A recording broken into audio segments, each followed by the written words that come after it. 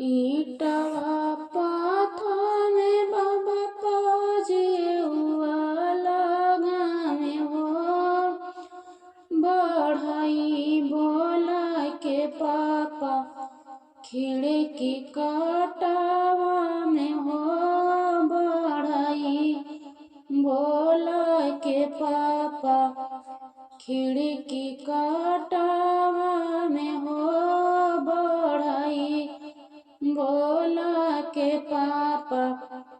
तेही तोरे बेटी कया माँ से जिया लगावे हो ही तोरे बेटी का पापा सोवे या नाचित हो ही तोरे बेटी के पापा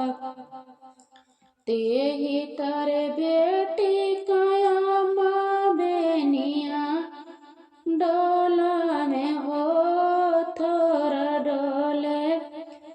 बेनिया बहुत होले बात हो थोड़ा डोले बेनिया बहुत होले बात हो कई देव बेटी का पापा बेटी के दान हो रुपया चास देव पैसा 50 हो रुपया 50 देव पैसा 50 हो रुपया 50 देव मतली हथुनिया देव दुआरे का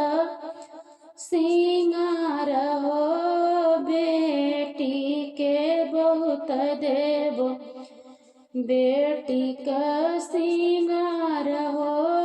बेटी के बहुत देव ईटवा पथमे भैया पजेउआ गामे हो बढ़ई बोला के भैया खिड़की कटावा में हो बढ़ई बोला के भैया खिड़की कटावा में हो बढ़ई बोला के भैया ईटवा पाथमे बाबा पजेउआ लगावे हो बढ़ई